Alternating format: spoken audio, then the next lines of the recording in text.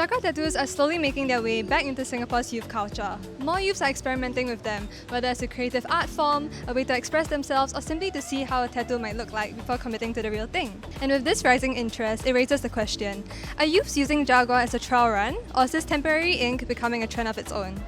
Hi, I'm Sarah from the UrbanWire. Follow me as we speak to an experienced artist, hear why youths are drawn to this trend, and figure out if this is just a passing phase, or maybe the start of something bigger. Hi, I'm Tegan. I'm 19 years this year and I'm a year 3 mass communication student.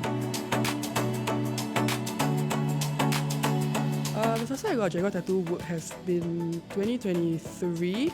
I went to a body art convention or like a fair, like a gathering of artists, and wanted to go and talk to some of the tattoo artists there. But because I knew I wasn't ready for a tattoo at that time, I went to approach one of the Jagua artists that were also boothing at the same event, and ended up getting a tattoo.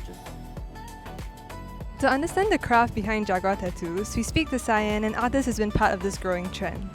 Hi, my name is HeyCyann. I'm 27 and I'm the founder and lead artist of HeyCyann.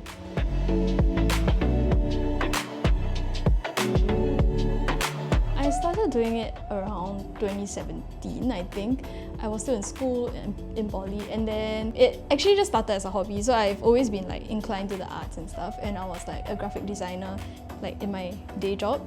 And then I was just doing Jagua on the side. So back then I was kind of just taking appointments at random cafes outside and stuff. And then I think it was in 2022 when I opened my first studio. I transitioned into full-time eventually. Jagua actually comes from a fruit.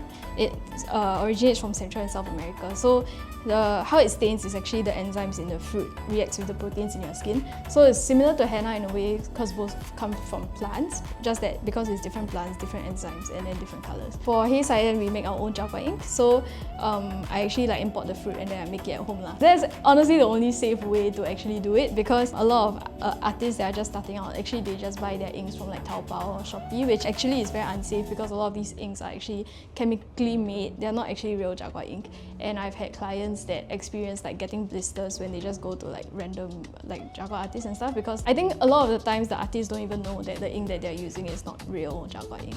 But that's also how sellers of inks are able to sell it and ship it to your house without the ink and the enzymes spoiling. Actually, real Jagua ink, if you leave it out in the open for more than 24 hours, it wouldn't work.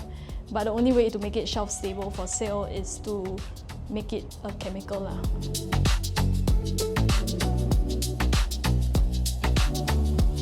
I would say that it wasn't really a conscious choice for me that okay, I want to make Jagua my thing. It was more of it started as a hobby, and then back then I had my job and then Jagua on the side, and then eventually Jagua kind of took over my real job in terms of finances and stuff. And also, of course, I enjoy doing it. I enjoyed that I was building a brand around it and everything as well. I didn't really plan it. It just came to be, and then eventually I left my real job and then I focused more on this. So I didn't really have a moment where I was okay, I am making this my thing. It just took over my life. Yeah, accidentally. Yeah. I did want to pick up normal tattooing at first actually. Real tattooing, there's a higher barrier of entry and stuff also. I was already so overwhelmed with all the responsibilities that I had with my real job, school, and Jagua and everything, that I didn't really have the time to go and venture into something new also.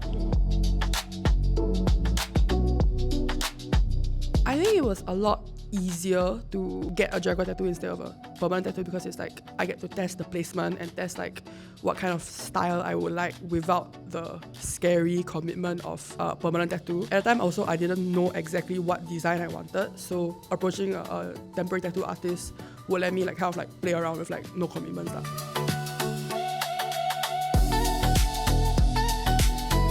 I think definitely there was a little bit of hesitation there, because a tattoo is lifelong commitment, so it was a bit intimidating at first. But even before I got Jagua tattoos, I've always known that I like body art and I want to be covered in body art. So I was not adverse to the idea of tattoos of any kind, whether it be temporary or permanent. But the commitment of a permanent tattoo was something I had to wrestle with my own brain for a little bit first. Once I decided that, I know exactly what I want to get, I know exactly where I want to get it, then that hesitation completely disappeared. But Jagua tattoos, it was quite helpful to have that as a stepping stone towards permanent tattoos.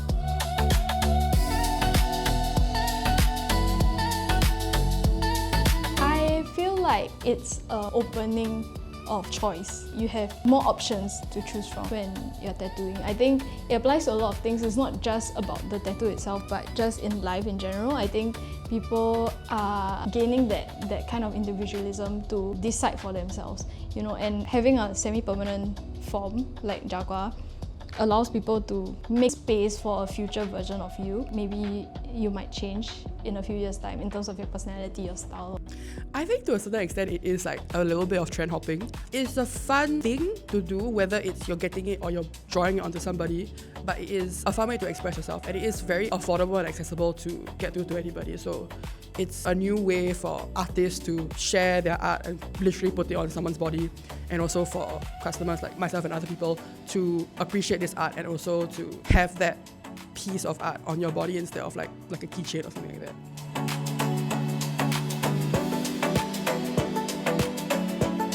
Yeah, actually I've had a few clients where they're very scared to get like their first tattoo. And then after I do it for them, it's like 2 weeks later they send me a picture of their real tattoo. And I was like, I thought you were so scared. I thought you have been thinking about this for 5 years. Then suddenly like 2 weeks later you have a real one. So I guess like for some of them it's that little step that they need to make that like last decision.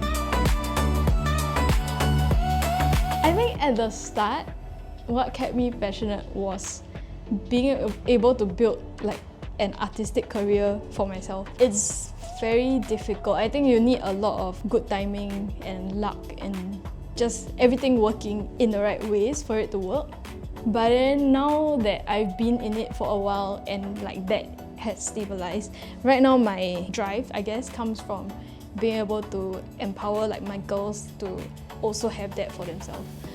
Although I know that like, of course, as a business owner, you know that your employees will never stay with you forever lah. Like, obviously 10 years from now, I don't think they're still gonna be with me. They're gonna move on and do better things with their life. But like, being able to equip them with the skills, the knowledge and the mindset to dare to try to do whatever they want to do, I think that is the most important thing for me. So in a way, like when I'm building upon my brand, that is me proving to them also that they can also do it.